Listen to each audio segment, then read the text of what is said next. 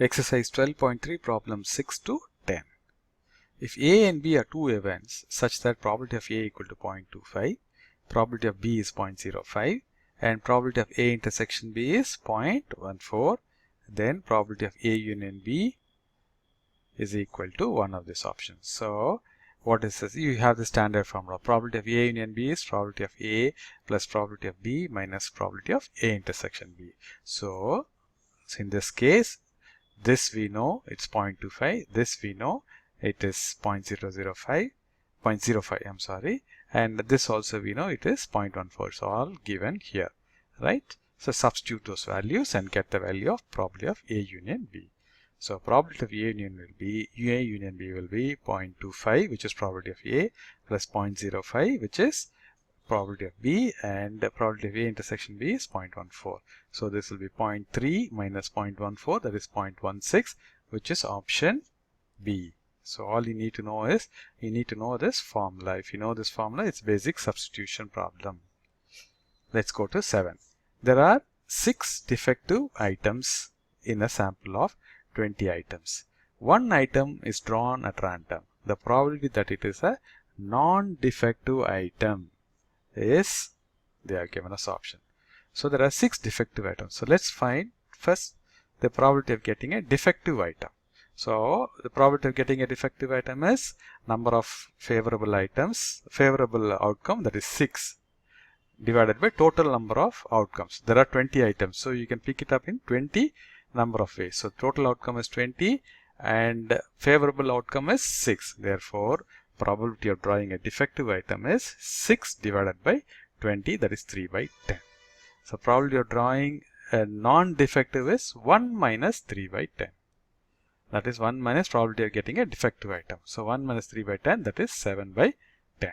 So that is basically option B. You can do the same, this problem differently. So there are 6 defective items. So how many non-defective items are there? 14. 20 minus 6, that is 14, right? Therefore, probability of getting a non-defective item is 14 by 20. You can do it that way also. And 14 by 20 is nothing but 7 by 10. So you can do that way also. So please remember, probability of an event is the number of favorable outcomes divided by total number of outcomes. Okay. So let's go to problem 8. If A and B are mutually exclusive events is an important point. Okay, and S is the sample space such that probability of A equal to 1/3 of probability of B, then probability of A equal to, they have given you these values. So we know the formula. Probability of A union B is probability of A plus probability of B. You might be thinking why we are not including that probability of A intersection B. We will not include it because it's a mutually exclusive event. What does it mean, mutually exclusive? If event A happens, B will not happen. If event B happens, A will not happen. So in such case, probability of A and B together is 0 because that's not likely to happen, right? The moment A happens, B is already ruled out. Okay, either you can pass or you can fail. So if I say pass, probability of failure is 0. So it's mutually exclusive events. Okay, or if you get a head, you would probability of getting a tail is 0 because it's only either you can get head or tail. So these are all mutually exclusive events. So this formula, so since this is 0, so that gets deleted. So for mutually exclusive events, probability of A union B is probability of A plus probability of B. If they don't specify this mutually exclusive, then we use our normal formula, which is probability of A union B equal to probability of A plus probability of B minus probability of A intersection B. Right. Now, but the next condition they have told, probability A is 1/3 probability of B. Right, so which means 3 times probability of A equal to probability of B. So you can cross multiply this. So this will become 3 times probability of A is probability of B. Now you substitute probability of B. I think there's a typo here.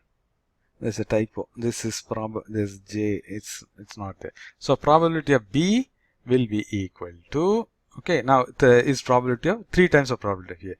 Now substitute this value. So what will happen in this case? Probability of A plus probability of B in the place of probability B, you can put it as 3 times probability of A. So this will become probability of A plus 3 times probability of A, that is 4. Right? Now, we know what is, it's a mutually exclusive event. So what is probability of A union B? A or B, that is 1, right? So there are only 2 events. So like head or tail. Probability of getting head or tail is always 1 because both the outcomes are favorable for us. So 4 times probability of A is 1 or probability of A is 1 by 4. So it is option A. You got it? So first thing is that probability of A intersection B is 0. Next you cross multiply and you are getting probability of B is 3 times probability of A. And then in this case probability of A union B is, since they are mutually exclusive, A or B means it is 1. Alright? So A or U means that, so probability of A plus probability of B will be equal to 1. So probability of A, now probability of B, you are substituting it as 3 times the probability of A. So it becomes 4 times probability of A, and that is equal to 1 because that is probability of A union B. Right? I'm basically, this is all the LHS and this is RHS, the value of the RHS here. I'm sorry, this is all RHS and this is LHS, which comes down as 1. Okay? Right, now let's go to problem 9. The probabilities of 3 mutually exclusive events A, B, C are given as 1 by 3, 1 by 4, 5 by 12. Then probability of A union B union C is, probability of A union B union C is probability of A plus probability of B plus probability of C. This is what we saw earlier.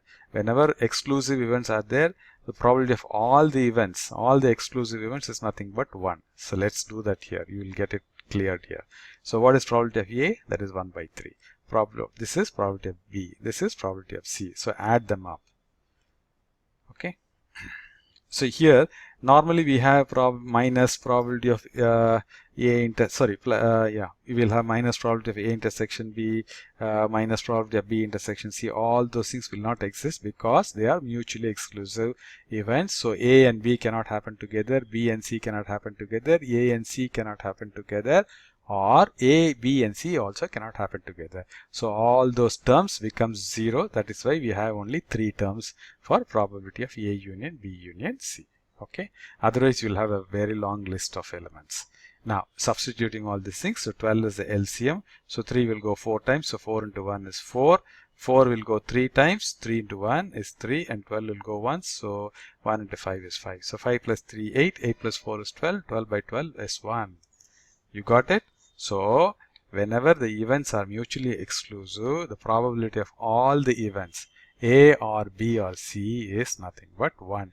And that is what I did here also. When you are saying probability of A and probability of B, when they are mutually exclusive, probability of A union B is nothing but 1. And that is the one which you are bringing it down as at this part. Okay. So I hope it's clear. So in this case, option is 1, that is D. So option is D. Okay. So now let's go to problem 10. If probability of A equal to 0.25, probability of B equal to 0.5, probability of A union B is 0.14, then probability of neither A nor B equal to. So for this you have to use De Morgan's law. So probability A, neither A means is A complement, union B complement, neither B is B complement. According to De Morgan's law, probability of A complement union B complement is 1 minus probability of A intersection B. Now we need to find probability of A intersection B. We are having probability of A, probability of B, and probability of A union B, but we don't have the value of probability of A intersection B. So use our normal formula. Probability of A union B equal to probability of A plus probability of B minus probability of A intersection B. Since they have not told they are mutually exclusive events, so this term will come inside. If they don't tell, it is understood they are not mutually exclusive. Only if they specifically say mutually exclusive, this term will, in such cases, this term will not appear.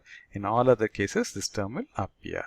Now, substitute these values. In this case, probability of A union B, we know it's 0.14. Probability of A, yes, we know it is 0.25. Probability of B, yes, we know it is 0.5. So substitute all these values, you should be able to get the value of probability of A intersection B. Once you know probability of A intersection B, substitute that here, you should be able to get probability of A complement union B complement. Let's do that. So substituting, you get 0.14 equal to 0.25 plus 0.5 minus probability of A intersection B. So probability of A intersection B will be 0.25 plus 0.5. This will come minus, right? So 0.75 minus 0.14 is 0.61. So probability of A intersection B is 0.61. So substitute that here.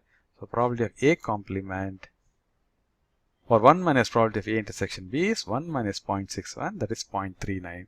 This is nothing but probability of A complement union B complement. Right? So where is 0.39? That is option A. Okay. So I hope it's clear. If not, please go through this one more time. It will become clear. Thanks for watching this video.